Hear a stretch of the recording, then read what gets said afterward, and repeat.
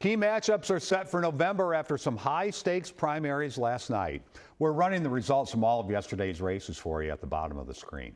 In Minnesota, women won nominations for important races that will make history. Another big story was a record turnout for a non-presidential primary. More than 1 million people cast ballots, which is about 25% of eligible voters. As Esme Murphy reports, those big numbers led to some large margins of victory.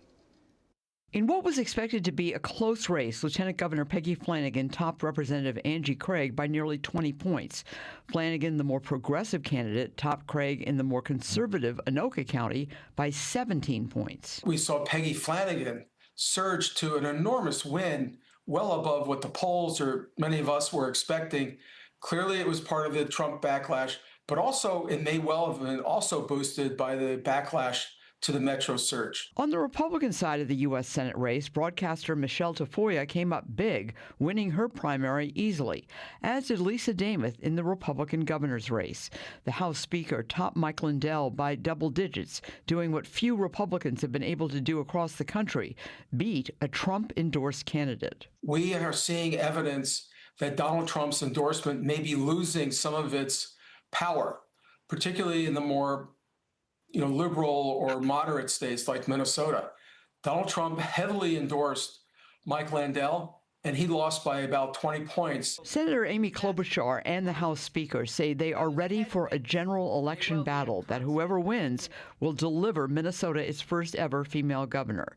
Pre-primary polls showed Klobuchar beating Dameth by double digits. I've had the honor and responsibility of pulling Democrats and Republicans together and finding a way forward and getting things done for Minnesota. That experience has equipped me for what is next, where I can pull our state together and move us forward in the way that we so desperately need. I take no one for granted, and I congratulate her on her victory, but we're very different. I think that Minnesotans have had it with these tariffs. She refuses to criticize them.